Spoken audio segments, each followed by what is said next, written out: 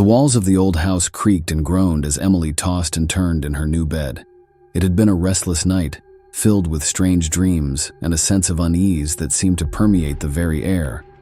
But just as she began to drift into a fitful sleep, a voice shattered the silence of the night. "Sorry, I didn't quite catch that." Siri's smooth, automated tones echoed from the darkness, sending a chill down Emily's spine. Heart pounding, she fumbled for her phone, only to remember that she had turned it off before going to bed. Confusion turned to dread as she realized that the voice was coming from somewhere else, from within the depths of the house itself. With trembling hands, Emily reached for the bedside lamp, flooding the room with light as she scanned the shadows for any sign of an intruder.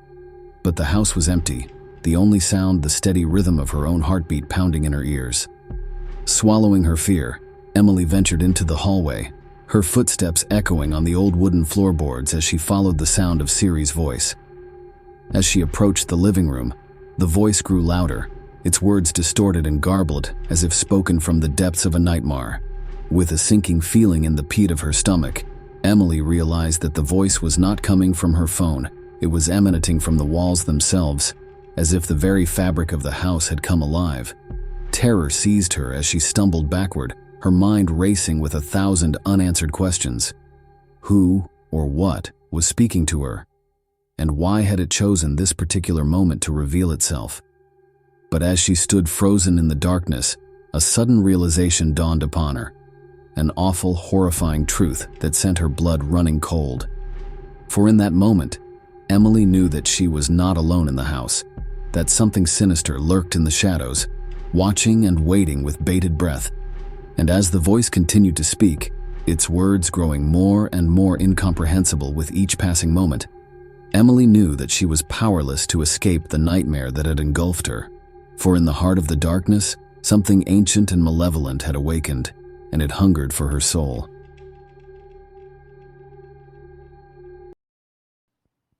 In the dead of night, when the world outside lay shrouded in darkness and silence, Sarah found herself scrolling through the pictures on her phone.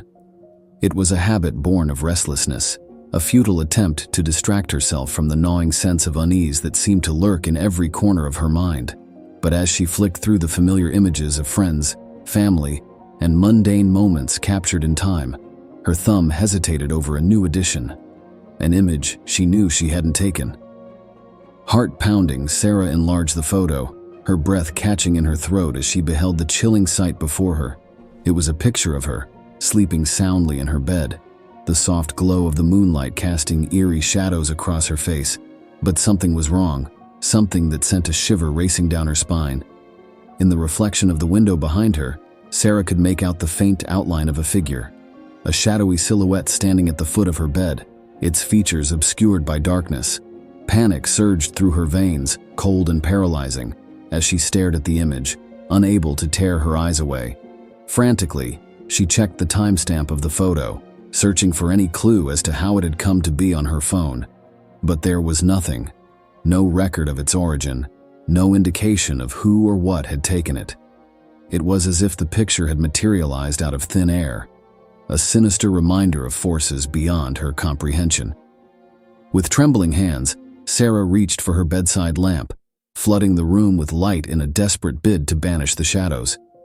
But even as the darkness retreated, the feeling of dread lingered, a suffocating presence that seemed to coil around her like a serpent. Terrified and alone, Sarah resolved to investigate further, determined to uncover the truth behind the mysterious photograph. But as she delved deeper into the dark underbelly of her own existence, she soon realized that some secrets were never meant to be uncovered, that some truths were too horrifying to bear. For in the depths of the night, as Sarah lay trembling in her bed, she could sense the presence of something watching, waiting, biding its time. And as she drifted into fitful sleep, haunted by visions of shadowy figures and whispered promises of oblivion, she knew that the nightmare had only just begun. The small leather-bound diary lay innocuously on the desk, its pages stained with the weight of countless secrets and memories. For years, it had been a faithful confidant, a repository of thoughts too dark or too tender to share with the world. But tonight, as the moon cast its eerie glow through the window, something sinister stirred within its pages. At first, it was a mere trickle, a tiny rivulet of crimson seeping from the edges of the diary's cover. I recoiled in horror, disbelief knotting my stomach. Surely it was a trick of the light, a figment of my overactive imagination. But as I reached out to touch the stained leather, a drop of blood fell onto my hand, cold and viscous. Heart pounding, I flipped open the diary, only to find the pages saturated with blood. Words once written in elegant script were now obscured by the dark stains. Panic clawed at my throat as I realized the implications of this unholy phenomenon. My diary, my most intimate confidant, was bleeding. Frantic, I searched for answers, scouring ancient tomes and consulting long-forgotten rituals. But with each passing hour, the bleeding worsened, and with it, my strength ebbed away. Shadows danced mockingly in the corners of my vision, and a chill settled deep into my bones. Time became my enemy, ticking away like sand through an hourglass. Desperation lent me a fevered determination as I delved deeper into the mystery, my mind consumed by the need for answers. But the blood continued to flow, unabated, as if mocking my futile efforts. And then, in the darkest hours of the night, when hope had all but fled, I stumbled upon the truth. The diary was not just a vessel for my thoughts, it was a prison, containing the essence of a malevolent spirit bound within its pages. With each drop of blood it shed, the spirit grew stronger, feeding on my life force to fuel its escape. In a final desperate act, I gathered my remaining strength and performed the ritual of binding, invoking ancient words of power to seal the spirit once more within the confines of the diary. As the last incantation fell from my lips, the bleeding ceased and an eerie calm descended upon the room. Exhausted and drained, I collapsed to the floor, the weight of my ordeal pressing down upon me like a leaden shroud. But as I lay there in the silence of the night, I knew that the horror was not yet over. For somewhere, in the depths of my mind, I could hear the faint whisper of the spirit, biding its time, waiting for its next opportunity to break free. A few years ago, there was a wealthy couple who had 2 young children, a boy and a girl. The family lived in a large house in Newport Beach, California. After taking care of their kids all week, the mother and father decided that they needed a break, so they booked a table for dinner at a nice restaurant. That evening, they called a teenage girl they knew and arranged for her to come over and babysit their children while they were out. When the babysitter arrived, the parents told her to fix supper for the kids and put them to bed. "After that, you can just watch TV and help yourself to anything in the fridge," said the father. "And if you wouldn't mind," said the mother, "could you watch TV in our bedroom? The kids have been having nightmares recently, so if you hear them crying, you can just go in and calm them down." The babysitter happily agreed, and the parents left for their dinner date. The girl gave the children some milk and cookies, then ushered them upstairs to bed. She started to read them a bedtime story, and before long, the little boy and girl were fast asleep. After tucking them in, she switched off the lights and went to watch TV. When the babysitter walked into the parents' bedroom and sat down, she noticed that there was a creepy-looking clown statue standing in the corner of the room. She tried to ignore it, but it looked so eerie and disturbing that it sent a chill down her spine. She felt as though its eyes were staring straight at her while she watched TV. As time passed, the babysitter started to feel more and more uneasy about the clown statue. Whenever she glanced at it, she got the unsettling feeling that it had moved, ever so slightly. Finally, the clown statue began to freak her out so much that she couldn't handle it any longer. She decided to go downstairs and phone the parents. When she dialed the number they had left for her, the mother answered. "Hi, it's me," said the babysitter. "Everything's fine. The kids are fast asleep in bed, but I was just wondering, would it be okay if I watch TV downstairs?" "Of course," replied the father. "But why?" "I know it sounds silly," laughed the girl, "but the clown statue is really creeping me out." "The clown statue?" asked the father. "Yeah, the clown statue in your bedroom," the girl replied. The phone went silent for a moment. "Listen to me very carefully," said the father. Take the children and get out of the house. We will call the police. Go. Now." "What's wrong?" asked the girl. The father gulped and replied, "We don't have a clown statue." For a second, the babysitter just stood there stunned. Then she dropped the phone and raced upstairs and grabbed the children. Carrying one under each arm, she raced downstairs again and fled out into the street. Huddled on the sidewalk, comforting the two children, the babysitter looked up at the bedroom window and saw something that made her scream out in horror. Peeking through a gap in the curtains was the white, painted face of a clown. It stared at her for a moment, then sank back into the darkness. Within minutes, the police arrived and cautiously entered the house. In the upstairs bedroom, they found a man dressed in a clown suit. When they arrested him, they found a knife concealed in his costume. The clown turned out to be a mentally disturbed midget who was a convicted murderer and cold-blooded killer. The evil man had been stalking the family for months, lurking in their attic during the daytime and coming out to sneak around the house at night.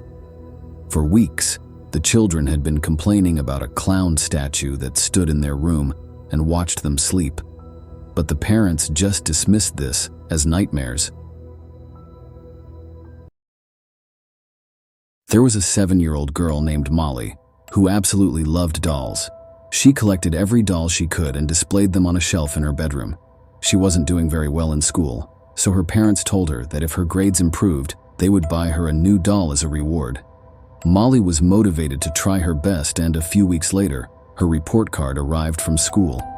She had studied so hard that she managed to get straight A's. Her mother and father were delighted and decided to make good on their promise. The next morning, Molly's mother brought her to the mall so they could go shopping for her gift. As they passed by the window of a second-hand toy store, the little girl grabbed her mother's arm and asked if they could go inside. When they entered the shop, the woman told her daughter she could choose any item she wanted, no matter what price it was. Molly wandered up and down the aisles of the dusty old toy shop until she eventually came to the doll section. On the top shelf, partially obscured by dusty old boxes, was something that immediately caught her eye.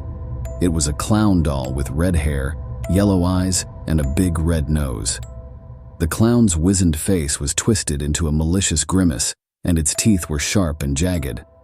One of the clown's gnarled hands was clenched in a fist, but the other was holding up 3 fingers. Molly turned to her mother and squealed, "Mommy, this is the one I want." "Are you sure?" asked her mother incredulously. "But it's so ugly and creepy." The little girl nodded excitedly. "I want it, I want it, I want it."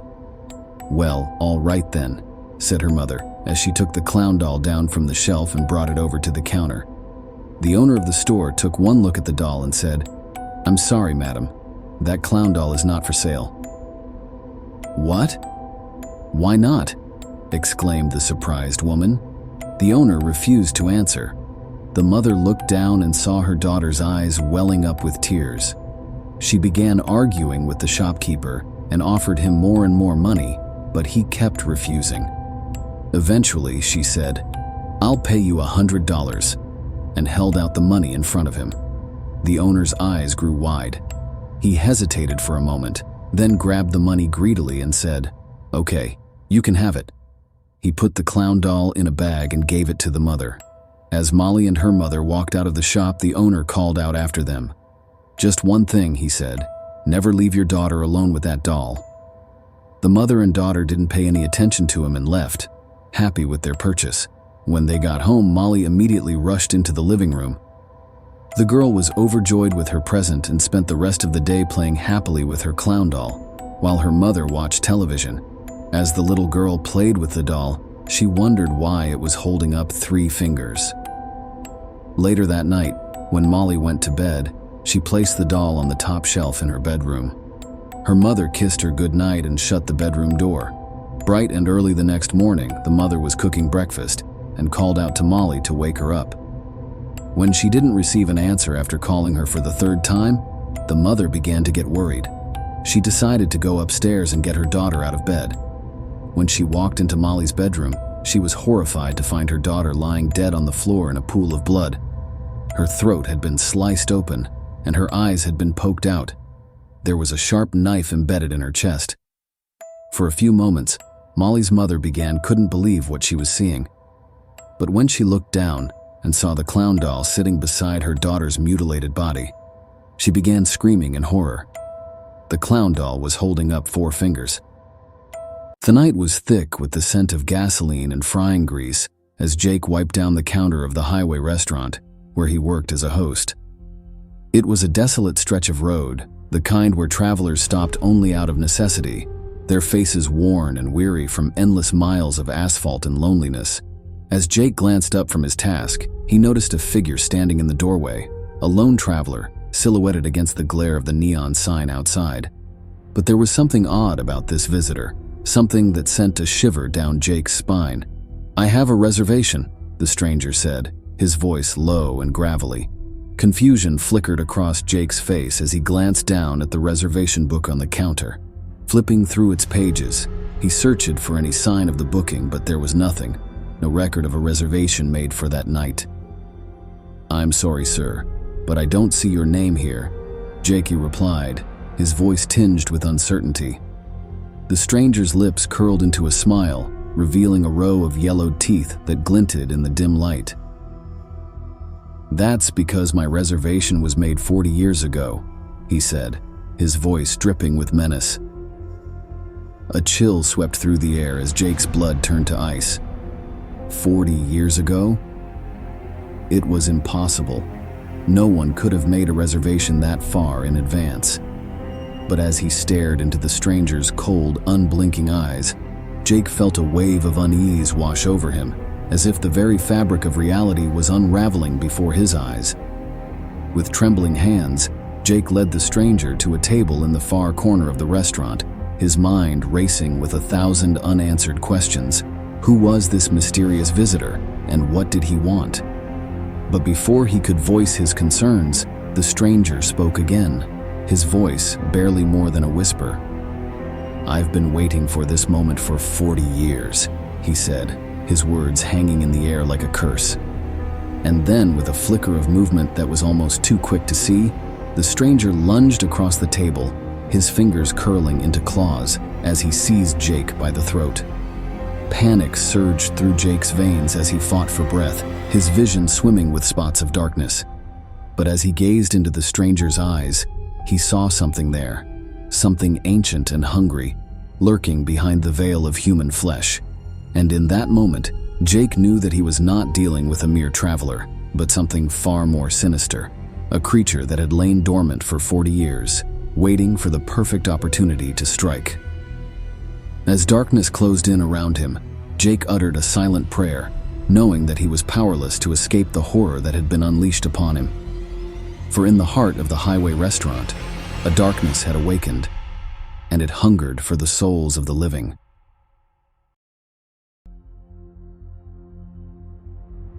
In a quaint town nestled beneath shadowy woods, the air whispered secrets, and the trees seemed to harbor ancient memories. It was in this eerie backdrop that the disappearance of young Lily Montgomery shook the community to its core. Her vanishing left a void in the hearts of her parents, Sarah and John, who were never the same after that fateful night 15 years ago. The story began with a darkness that cloaked the night, where secrets lurked and sins hid in plain sight. Sarah and John, consumed by fear and desperation, made a choice they would forever regret. They believed they were protecting their daughter, but darkness has a way of twisting intentions. In a moment of panic, they silenced Lily's innocent laughter, and their actions condemned them to a lifetime of haunting guilt. 15 years later, as the clock struck midnight, a chilling ring echoed through the Montgomery household. Sarah's trembling hand reached for the phone, her heart pounding with dread. A familiar voice crackled through the receiver, sending shivers down her spine. It was Lily's voice, but it carried an otherworldly resonance, a haunting melody from the depths of the unknown. "Mom, Dad, it's me," the voice whispered, sending chills down their spines. Sarah's breath caught in her throat as she exchanged a glance with John, their faces drained of color. How could this be possible? They buried their daughter's memory deep within the recesses of their minds, never expecting it to resurface like a ghost from the past. Trembling, Sarah brought the receiver closer, her voice barely a whisper. "Lily, is it really you?" The voice on the other end spoke with a haunting familiarity, recounting details only Lily could know. Memories flooded back like a torrential storm, reopening wounds they thought had healed. But beneath the facade of relief lay a sinister truth they dared not confront. Their daughter was dead, and they were her killers. As the conversation unfolded, the room grew colder, the shadows stretching like grasping fingers. Each word spoken carried the weight of guilt and deception, weaving a tapestry of horror that threatened to consume them whole. "Lily, where are you?" John finally managed to choke out, his voice thick with emotion. There was a chilling pause before the voice responded, dripping with malice. "I'm closer than you think, Dad." A sense of dread washed over them as realization dawned like a creeping nightmare. Lily's return was not a miracle, but a reckoning, a manifestation of their darkest fears and deepest regrets. They had awakened something sinister that night, something that hungered for justice.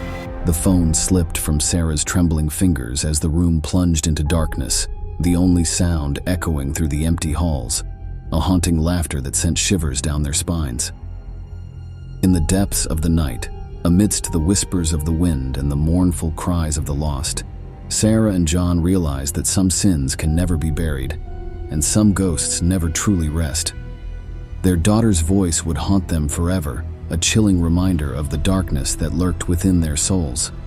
And in the end, they would pay the ultimate price for their sins, for in the realm of shadows, there is no escape from the echoes of guilt.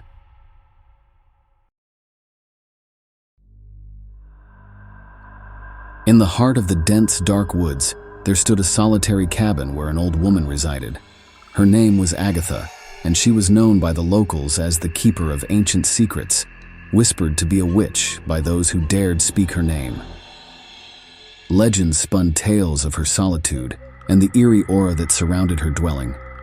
But there was one rule above all others: never, under any circumstance, venture outside after the sun dipped below the horizon. Agatha, however, was not one to adhere to the warnings of others.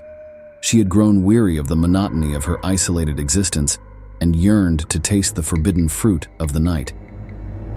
So, one fateful evening, she made her decision to defy the age-old prohibition. With a flicker of defiance in her eyes, she stepped outside her cabin's threshold as twilight descended into darkness. At first, the forest seemed to welcome her with a deceptive calmness. The moon cast eerie shadows upon the tangled undergrowth as she ventured deeper into the woods, her heart pounding with a mixture of fear and exhilaration. But as the minutes stretched into hours, the once familiar paths twisted and contorted, leading her astray into the heart of the unknown. A sense of unease crept over Agatha as the trees whispered their sinister secrets, their branches reaching out like gnarled fingers in the moonlight. She quickened her pace, desperate to find her way back to the safety of her cabin. But the forest seemed to conspire against her, shifting and changing with each passing moment. Then, she heard it. A haunting melody that echoed through the trees, luring her deeper into the darkness. Unable to resist its enchanting call, Agatha followed the sound until she stumbled upon a clearing bathed in an otherworldly glow. In the center of the clearing stood a figure cloaked in shadows, its eyes gleaming with an unholy light. Agatha's blood ran cold as she realized the truth. She had stumbled upon a gathering of the forest's denizens, creatures of the night that hungered for her soul. With a sudden burst of realization, Agatha turned to flee, but it was too late. The shadows enveloped her, dragging her into the abyss as her screams echoed through the forest, swallowed by the night. In the days that followed, the villagers spoke in hushed tones of the old woman who dared defy the forest's ancient laws. Some whispered that she had met her end at the hands of vengeful spirits, while others claimed she had become one with the darkness itself. But one thing remained certain: Agatha's fate served as a grim reminder of the dangers that lurked within the woods, a cautionary tale for those who dared to tread where they were forbidden. And as the sun set on another day, casting long shadows across the land, the old woman's cabin stood empty and desolate, a silent testament to the horrors that lay hidden in the darkness.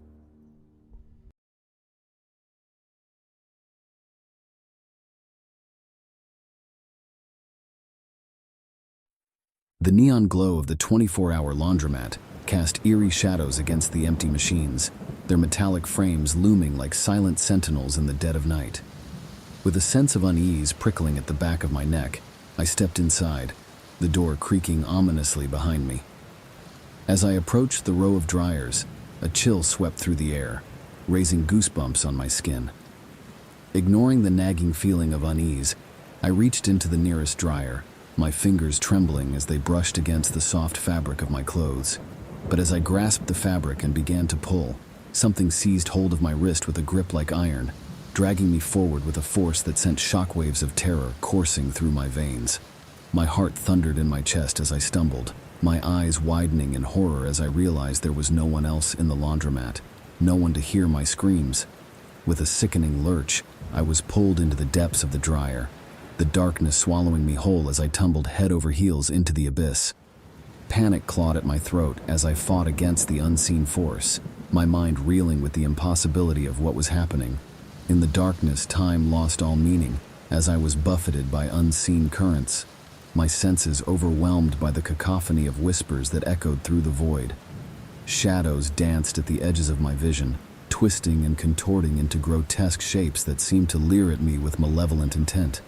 Just when I thought I could bear it no longer, the darkness began to recede, giving way to a blinding light that seared my eyes and scorched my skin. Blinking against the glare, I found myself standing in a place that defied all logic, a vast expanse of barren wasteland stretching into infinity, its desolate landscape devoid of life or hope. But as I stumbled forward, a shape emerged from the shadows, a monstrous entity with gnashing teeth and empty eyes that glowed with a sickly green light. It loomed over me like a towering colossus, its presence suffocating and oppressive. With a voice like grinding stones, it spoke, a guttural rasp that sent shivers down my spine. "Welcome to the realm of the dryer," it said, its words dripping with malice. "You are now mine to devour, body and soul." Terrified beyond measure, I tried to flee, but the ground beneath me trembled, swallowing me whole as I was dragged down into the darkness once more. And as the echoes of my screams faded into oblivion, I knew that I had become just another victim of the laundromat's insatiable hunger, a fate sealed in the depths of the dryer's endless abyss.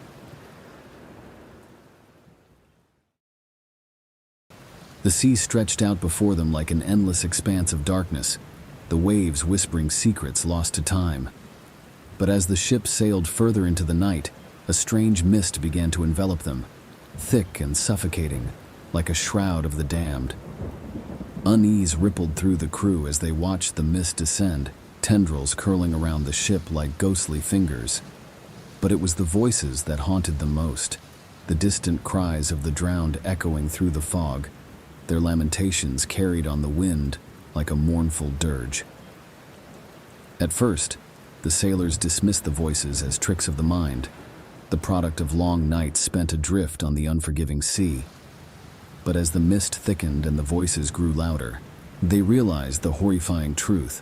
Their ship was sailing through a realm haunted by the souls of the drowned, trapped between life and death for all eternity. With each passing hour, the voices grew more insistent, their words becoming clearer and more desperate. They spoke of lost loves and broken dreams, of lives cut short by the cruel whims of the ocean. And as the sailors listened, they felt the weight of their own mortality pressing down upon them, a reminder of the fragility of life in the face of nature's wrath. But it was not only the voices that tormented them. The mist itself seemed to pulse with a malevolent energy, twisting and contorting into monstrous shapes that lurked just beyond the edge of sight. Shadows danced in the corners of their vision, and the air grew thick with the stench of decay. As the night wore on, the sailors huddled together on the deck, their eyes wide with fear as they whispered tales of ghost ships and cursed seas. But no amount of superstition could save them from the horror that awaited them in the heart of the mist. For when dawn finally broke and the mist began to dissipate, the sailors found themselves adrift in a sea of corpses, a vast graveyard of ships lost to the depths, their skeletal frames rising from the water like the fingers of a drowning giant. And as they gazed upon the wreckage, the voices of the drowned rose once more, their cries echoing through the silence like a warning from beyond the grave. For in the heart of the mist, where the line between life and death is blurred, there are horrors that defy comprehension, horrors that haunt the souls of men for all eternity.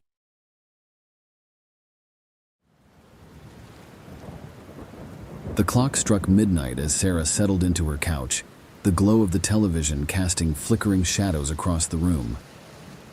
With a bowl of popcorn in hand, she eagerly pressed play on the movie she had rented, a thriller recommended by a friend. As the opening credits rolled, Sarah felt a sense of unease settle over her, a feeling of déjà vu that whispered of forgotten memories and hidden truths. But she brushed it aside, chalking it up to the late hour and her overactive imagination. But as the movie unfolded, Sarah's unease grew, her heart pounding in her chest as she watched scenes that felt all too familiar. The characters spoke words that echoed her own thoughts, their actions mirroring her own experiences with uncanny accuracy. With a sinking feeling in the pit of her stomach, Sarah realized the horrifying truth. The movie was about her own life, a chilling reenactment of events she had long tried to forget. Panic gripped her as she watched herself on screen, her past laid bare for all to see. But as the movie reached its climax, Sarah's worst fears were realized. The protagonist met a grisly end, her life snuffed out in a twist of fate that sent shivers down Sarah's spine. With trembling hands, Sarah reached for her phone, desperate for some semblance of reality in the face of the nightmare unfolding before her. But as she dialed her own number, there was no answer, only silence on the other end of the line. In that moment, Sarah knew with a chilling certainty that she was already dead, that the movie was not a mere coincidence, but a grim reminder of her own mortality. She had wandered into the realm of the dead, trapped in a loop of endless horror with no hope of escape.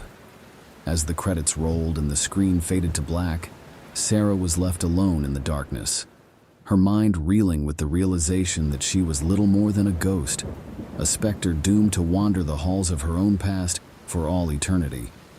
And as the echoes of her own screams faded into the night, Sarah knew that she would never find peace, that she would forever be haunted by the echoes of her own existence, trapped in a nightmare from which there was no awakening.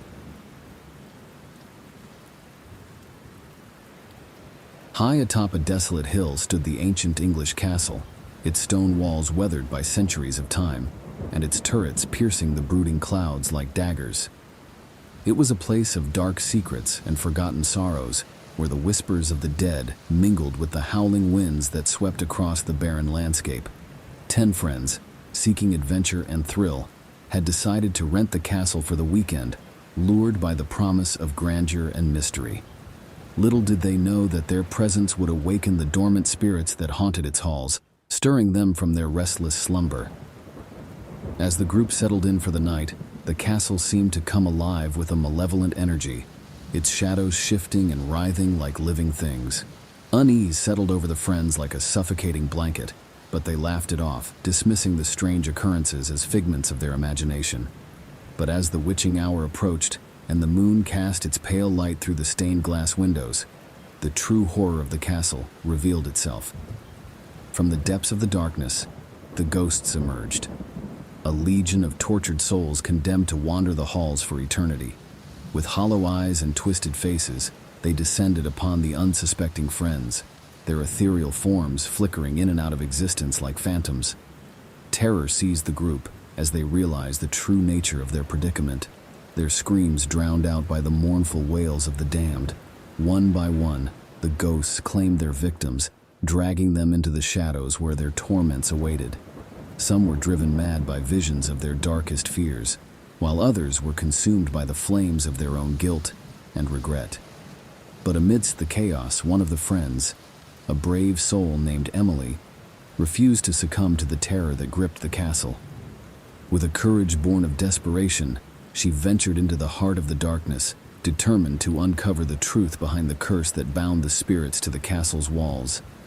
As she delved deeper into the labyrinthine corridors and hidden chambers, Emily unearthed secrets that had long been buried, betrayals, murders, and unspeakable atrocities committed in the name of power and greed. And as she pieced together the puzzle of the castle's bloody history, Emily came face to face with the source of the spirit's wrath, a malevolent entity that fed on the suffering of the living, its hunger insatiable and its thirst for vengeance unquenchable. With a fierce determination, Emily confronted the entity, her heart pounding with fear as she stood toe-to-toe with the embodiment of evil itself. But in a final act of defiance, she banished the entity back to the depths of the darkness from whence it came, breaking the curse that had plagued the castle for centuries.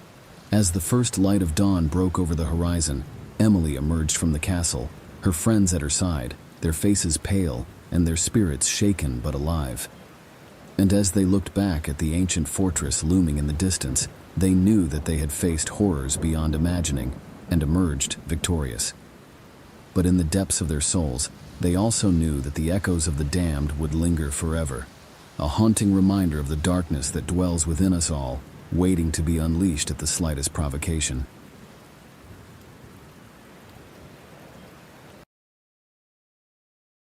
It was a night like any other as I made my way home from a long day at work.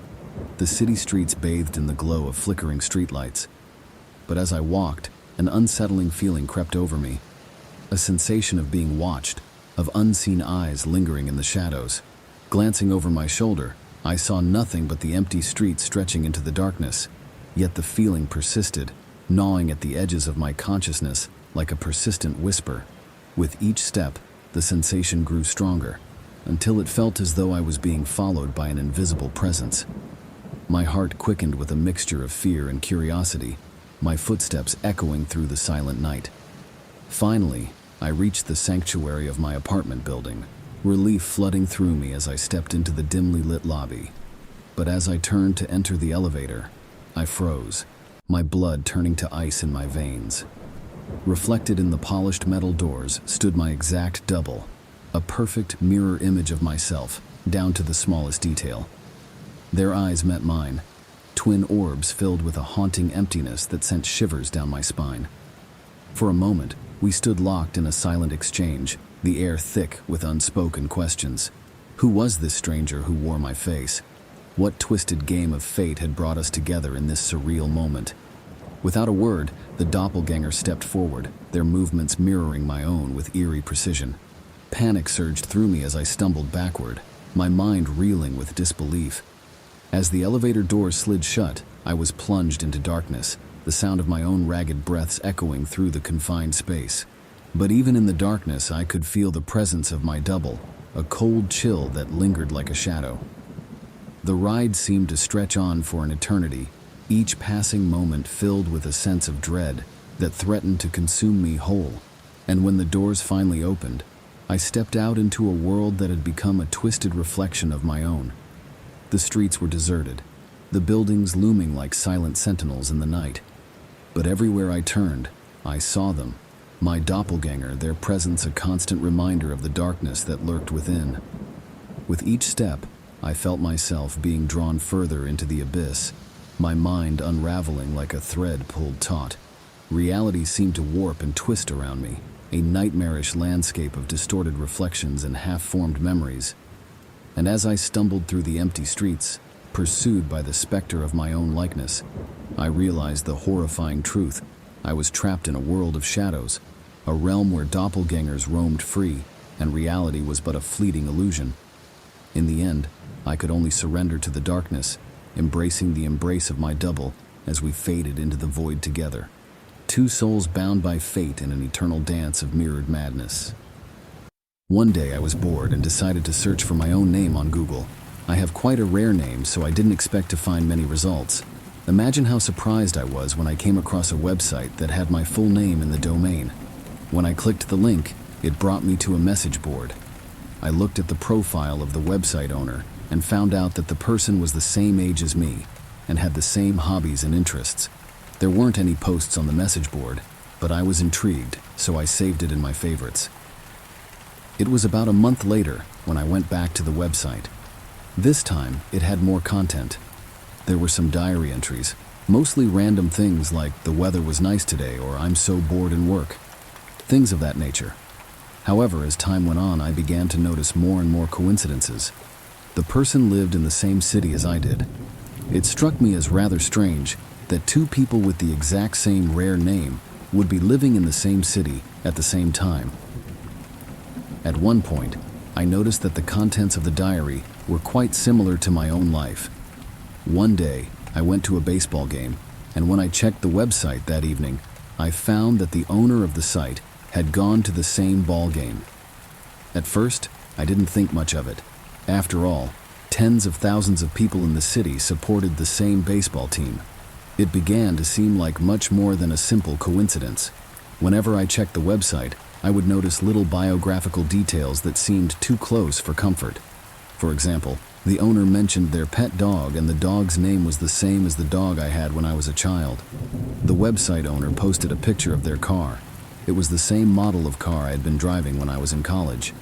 They talked about eating at a certain restaurant. It was the same restaurant I had gone to all the time when I was working at my previous job. One day, when I looked at the message board, people had written messages to the owner saying, "Happy birthday."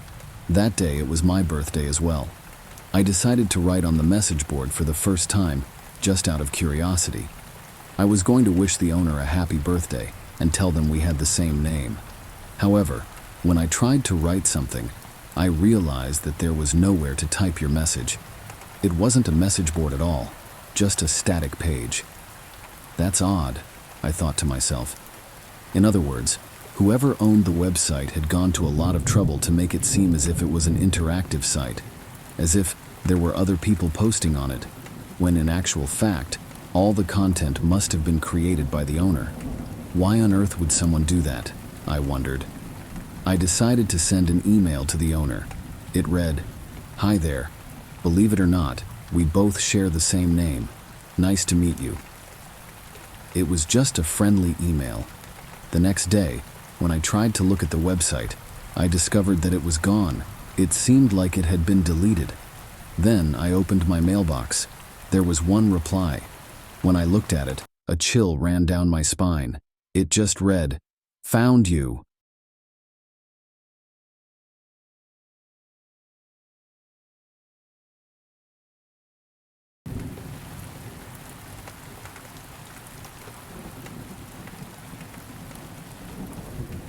"3 months ago, I learned of my uncle's passing. We weren't particularly close, but he left me one of his houses in the will. I was touched, but just wanted to sell it off. I'm a fairly new father of twin girls, and didn't need another thing to manage right now.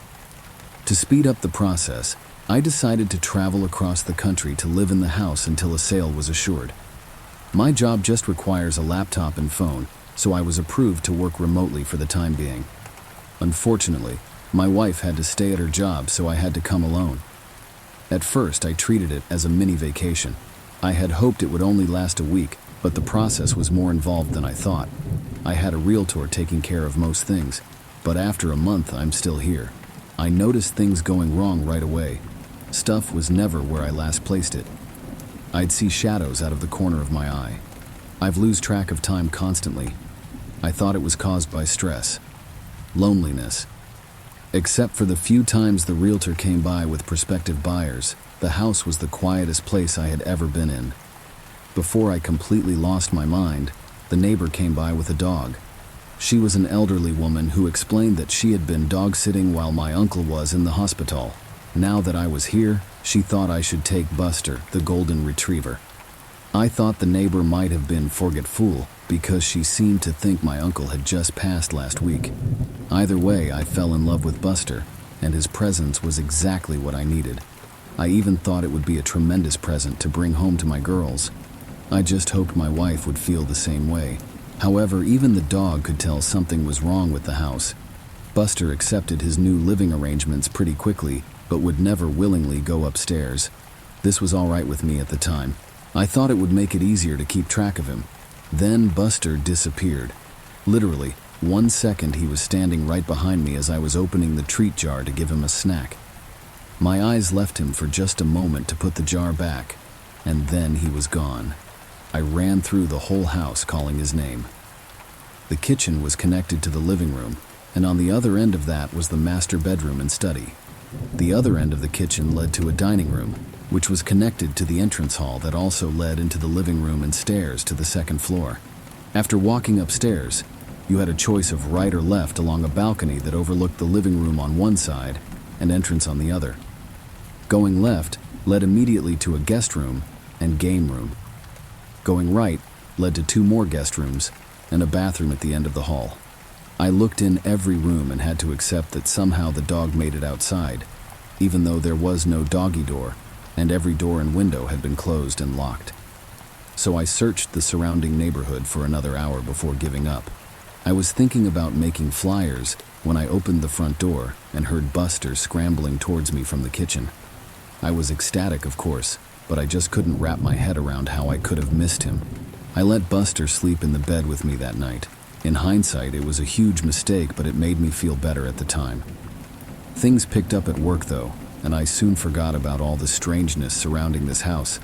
Clients called me constantly, but we were getting a lot done, and I landed multiple large contracts in a row.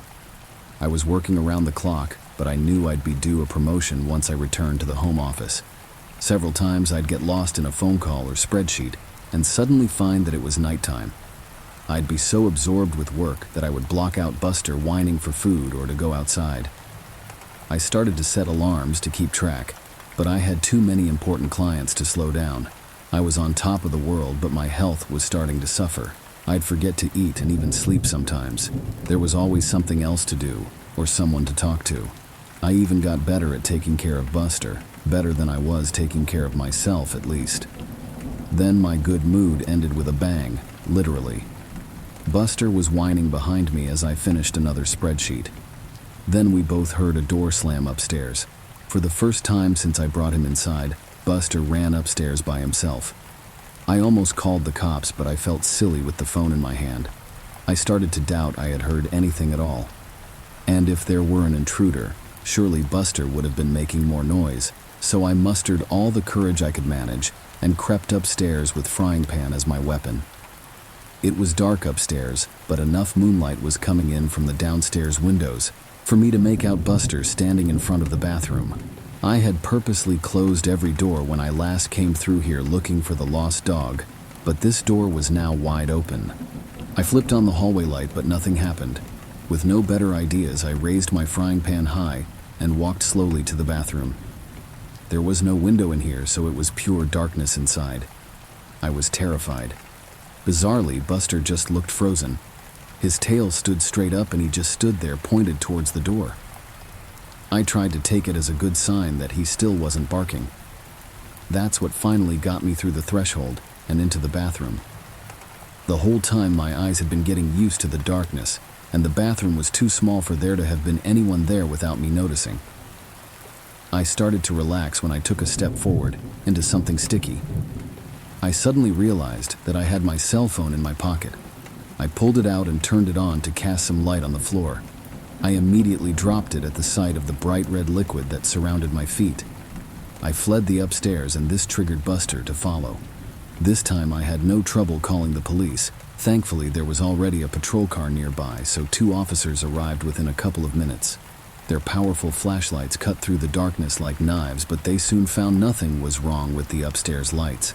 Something did appear to be wrong with my pipes though, as they called out from above that the puddle was just rusty water. Because of their insistence, I climbed up the stairs again and clearly saw a muddy brown puddle in the bathroom. The banging must have been from a pipe breaking. Both cops had a laugh at my expense, but were otherwise understanding. They even gave me a number of good plumber, though my cell phone was ruined after I dropped and left it in the puddle. I would have to use the one landline in the kitchen from now on. I let them out and promised to call the plumber first thing in the morning. Yet, as exhausted as I was, I couldn't go to sleep over that excitement, so I stayed up to draft some more important documents for my company. Before I knew it, Buster had made another mess in the living room. I was dead tired and said some things to Buster that maybe I shouldn't have, and I did some things to him that I know I really shouldn't have. I decided to do something about the stress I had been under, and I spoke to my supervisor that same morning. To my surprise, they were happy to let me have the week off as a sort of mental vacation. Just like that, all my outstanding work was taken away. With nothing else to do, I tried to focus on Buster. I played games with him and fed him a bunch of treats to make up for my earlier neglect. Then I found the first message. I didn't notice it for some time since I had been avoiding the second floor, but I realized that I hadn't actually called the plumber. Before doing so, I went upstairs to see if things had gotten any worse. Instead, I immediately saw a message written in red on the hallway wall. It read, "Losing your mind?" For a second, I kinda did. I was scared to death at the thought that someone had to have sneaked into my house while I was there, probably when I was sleeping. I won't bear repeating everything I said or did right after. Let's just say I hadn't become any braver since the banging. Eventually, I unlocked my bedroom door and made my way to the kitchen with Buster leading the way. I called the police again. Those same 2 officers were able to show up, and then, slowly, we cleared every inch of the house. Yet, we found no one. Everything was locked, no sign of forced entry. The police actually took me seriously, something that bewildered me at the time, and admitted that this isn't the first house in this neighborhood to experience this. There had been a series of break-ins where nothing was stolen, but the police officers still offered to have a car sit outside for the night. Even though I took them up on this, I soon realized that I'd never get to sleep tonight in this house. So I called my only friend in town, and really in the whole state, an old college roommate who coincidentally lived 30 minutes away. He offered to pick me and Buster up in a few hours, so I busied myself with packing up my suitcase. I didn't know how long I would need, so I pretty much packed everything I had brought with me to the house in the first place. I left my room to pick up some doggy toys when my friend called to say he was waiting outside. I decided to hang up the phone and meet him immediately. I needed the human company, and he could help me move my stuff. But the driveway was empty. There was no friend, no car. I called him back immediately, and he insisted he was outside. I listened to him get out of his car and walk up to the front door. He knocked, and I could hear the door open and an elderly woman greet him. My friend asked for my name and mentioned my uncle. The woman said she had never heard of either of us. After thanking her, my friend left and asked me if I had gotten all that. I told him I must have given him the wrong address. He rattled off the correct one and confirmed he was there, after asking him to wait, and I left the house again. I walked out to the street and looked back at the numbers written on the curb and on the mailbox. Only there weren't any numbers, just a message. "Losing your mind?" On the curb, written in red. The temptation to leave right away was great. I could just start walking and never stop, but I had to get my stuff and, more importantly, Buster, so I entered the house one last time. When I came back to the room, my suitcase was empty. Everything I had just spent the last hour packing up was back in its proper place. Despite how impossible this was, I focused on only one goal. We needed to leave. I put a leash on Buster and was shocked to see how haggard he was. I resolved to make it up to him when this was all over. I tried to leave out the front door like nothing was wrong, but I couldn't open it. The knob turned freely, but the deadbolt wouldn't slide back. I was really scared now, but Buster's presence helped. I knelt down to give him a hug, and he gave me an idea while licking my face. Whatever was happening, it sure wasn't the result of a maniac hiding in my house. Still, I didn't know what forces were actually opposing me, so I walked to the backyard and said loudly, "Well, Buster, time for a little walk." The glass door slid open easily. Buster bounded out happily. I guess it had been a long time since I let him outside. I followed more tentatively and, for the first time, examined the backyard closely. There was an iron fence surrounding the yard with another space between the bars that Buster could slip through. And then I saw it, a tree that grew too close to the fence and had several branches extending through and above it. I assumed the gate would be supernaturally locked too, so this was my exit. Buster didn't need any prodding. He waited patiently for me on the other side as I painfully pulled myself up and over the fence. I was suddenly aware of how weak and tired my recent lifestyle had made me. When I was in the process of climbing down the tree on the other side, Buster growled once and then took off like a shot towards a nearby hill. I jumped down and gave chase. He disappeared over the top, and I scrambled to keep up on the surprisingly steep surface. Luckily, I found where someone had laid some stone bricks into the side for an easier way up.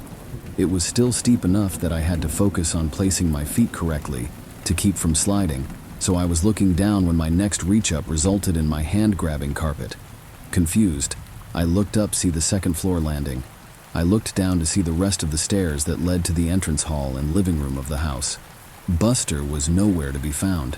Demoralized and dead tired, I crawled the final steps and just sat on the landing for a while, occasionally calling for Buster.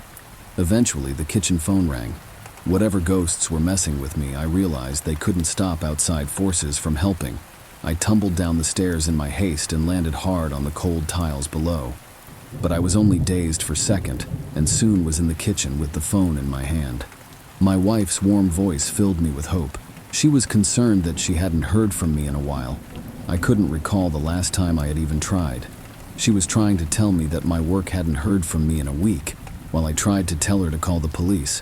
Her words gave me pause though. I asked, "What do you mean? I was given the week off?" "Dear, I thought you were supposed to continue working as soon as you got there." Yeah, but they gave me a week off because of all the stress I've been under." "Wait a second. How long have I been out here?" "Honey, you've been gone almost 9 days now." My stomach sunk, but I didn't hesitate to say, "Listen, you need to call the cops. Something is wrong. I think I'm having a medical emergency." I had just been trying to come up with an excuse to limit the amount of follow-up questions, but I ended up realizing that this was actually the most likely explanation. Maybe I was just suffering from a gas leak or brain tumor.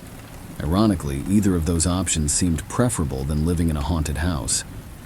My wife asked, "Baby, what's wrong? Are you okay?" I thought I saw a shadow move out of the corner of my eye as I answered, "Yes, I'm okay, but no, I need help. There's something wrong about this house." "You aren't making any sense. Just listen to me. Call the police and tell him my uncle's name. Tell them to come to this house and an ambulance might be needed. Please help me." "Please help you, pretty please, with a cherry on top?" I stared at the phone in my hand as my wife's voice continued to come out of it. It sounded like her, but in a mocking tone I've never actually heard from her before. She said, "Does your tummy hurt? When's the last time you ate? I wonder what Buster tastes like." I slammed the phone down, but whatever it was on the other side was right. My stomach was hurting. I couldn't remember the last time I had eaten. On cue, I heard Buster whining from upstairs. Only after I started running towards the stairs did I notice just how bruised and sore my legs were from my spill down those steps. I pushed through the pain and climbed the stairs yet again. Buster was back in front of the bathroom, lying on his side and looking thinner than I had ever seen him. "Losing your mind?" was written all over the hallway now, including on the ceiling and floor. I no longer had any doubt the messages were written in blood. Some of them were still dripping. I walked over and picked up Buster while a banging started at my front door. I would have jumped if Buster hadn't been weighing me down. I heard the front door open and whoever it was identified themselves as the police. I even recognized the voice as belonging to one of the officers who had visited previously. Why can't I remember his name? After calling out that I was upstairs, I turned with Buster and found the hallway stretched before me, many times its original length. Despite how thin he looked, Buster felt heavier than ever. I knew this was all just some sort of trick to not get me in touch with the police officer. I thought I must have really been talking to my wife. She had to have come through with calling the police, and the ghosts just distorted the end of the call. So I started my trek back to the stairs and shuffled my feet as fast as I could, yelling all the way. But then a voice answered the police officer.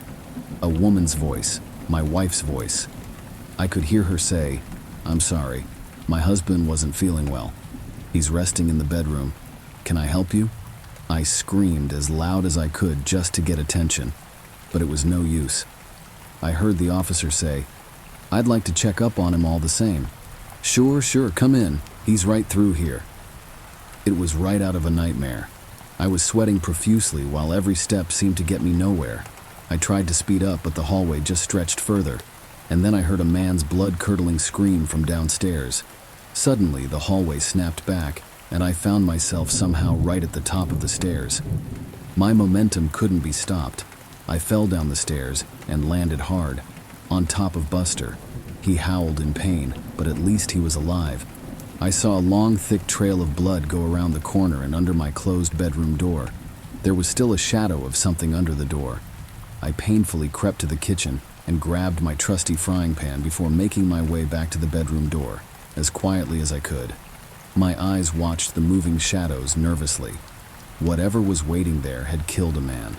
That meant it could kill me. But if it could have a physical impact, then surely it had to be susceptible to a physical impact too. So I raised the frying pan and slowly started to turn the handle. Before I made much progress, the door flew open on its own, and something turned suddenly to me. I swung my frying pan down. The cop stood before me, a smile frozen on his face. We both looked down at the knife plunged into his chest. My hand was still wrapped around the handle. He fell to the side and I fell backwards to sit heavily on the now clean floor. I was positive I had picked up the frying pan. I could remember its weight.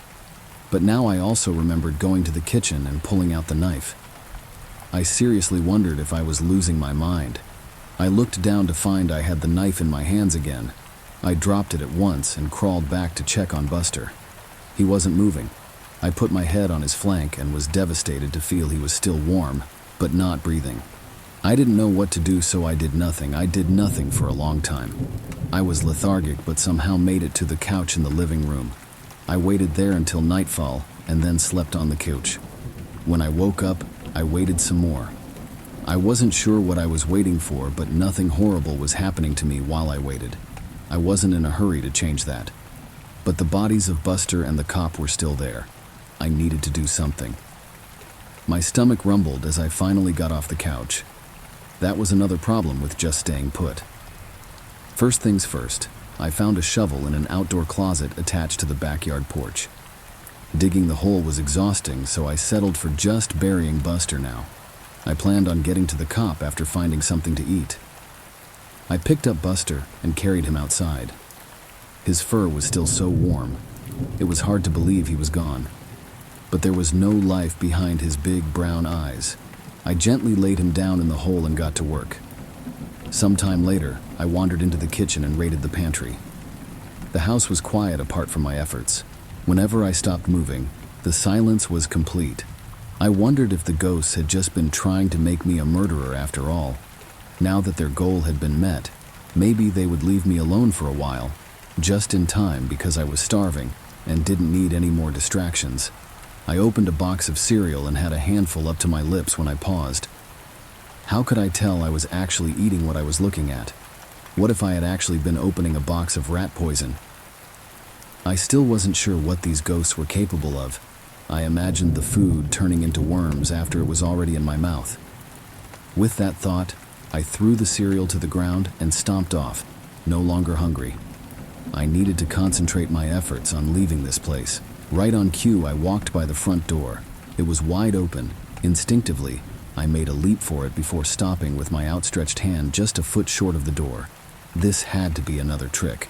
I could see the door slamming shut in my face or even taking a few of my fingers with it. I could feel a breeze enter the house, but I was too scared to move. This was the most impossible situation I had ever been in or even heard of. All of my senses had failed me before. However, my need for freedom eventually caused my feet to move. Upon slowly exiting the house, I saw the cop car just sitting in my driveway. The door was unlocked and the keys were sitting in the front seat. My mind went wild trying to explain the situation. Maybe the cop was secretly a murderer and had killed previous owners of this house. Maybe his sacrifice helped them move on. I couldn't think of any other explanation for my good luck at the time, so I just pushed my misgivings down and got in. I drove out of the neighborhood without incident, but I had new problems. I was in an unfamiliar city, driving a cop car, with no money or other belongings on me, and I had no idea what to do next. So I kept driving. It felt good to be free of that house. It felt good to see the sun, so I kept driving. On and on. Left turn, right turn, left turn, right turn. No idea where I'm going. And then I realized I hadn't seen any other cars on the road for some time. Where was everyone? Where was I? The sinking feeling happened again, in the pit of my stomach but also around my whole body. I sunk back into the car seat and then realized I was sitting in an armchair, back in the living room of my uncle's house. My arms were up like I was still holding onto a steering wheel. I started to cry with frustration as I stood up and screamed. How long had I been sitting there with a stupid grin, moving my arms up and down like a madman? I turned around and saw my work laptop on the dining room table. It was on and glowing at me. I walked over to it and saw that something was already written down in this post. It read, "Lost your mind? Good. Now you won't mind losing the rest." Suddenly, my fist felt weighed down. I raised it to find another kitchen knife in my hand.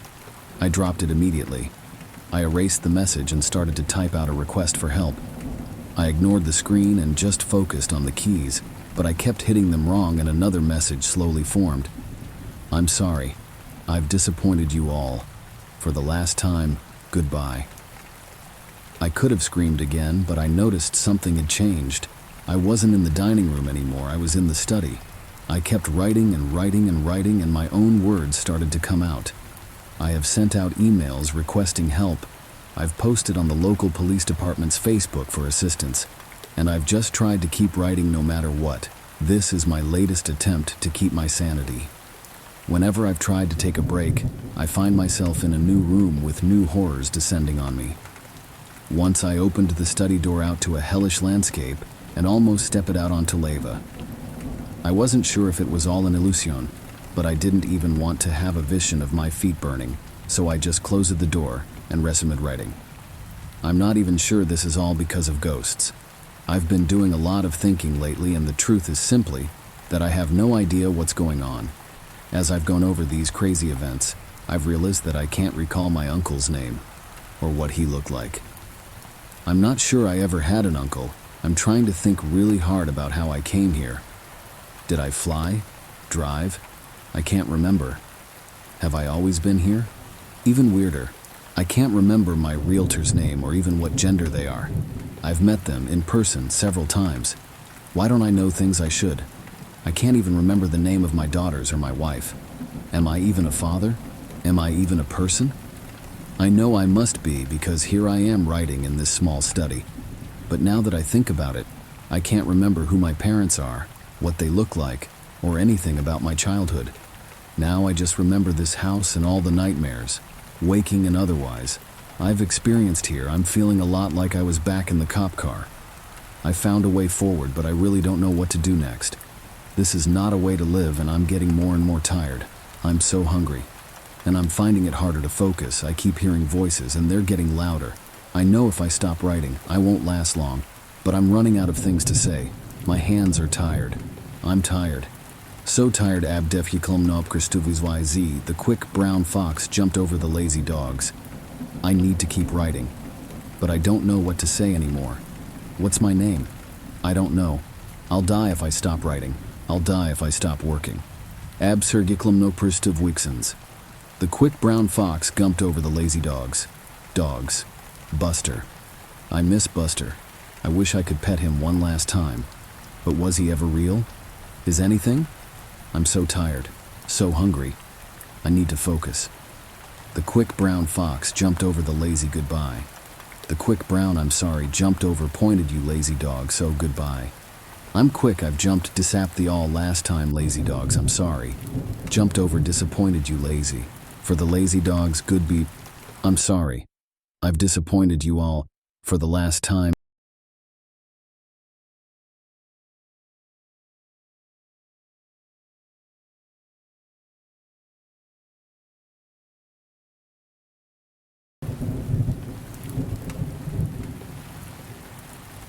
Run, and if you can't run, then walk. And if you can't walk, then crawl. But whatever you do, don't stop. It's only been an hour since everyone on Earth, as far as I could tell, heard those same words. I was already walking through the park when I heard them, and after seeing what happens, I won't be stopping anytime soon. It's been 2 hours now. I've kept walking. I'm tired, but stopping is not an option. Some people tried driving, but the act of getting in a car requires stopping, even for the briefest moment. And as those already driving when they heard the rules soon found out, it's impossible to move indefinitely in a vehicle, especially in a crowded city. Their screams kept me moving. It's been 4 hours now, and I'm exhausted, with the only thing pushing me forward being the fear of what awaits when I stop. And yes, I mean when.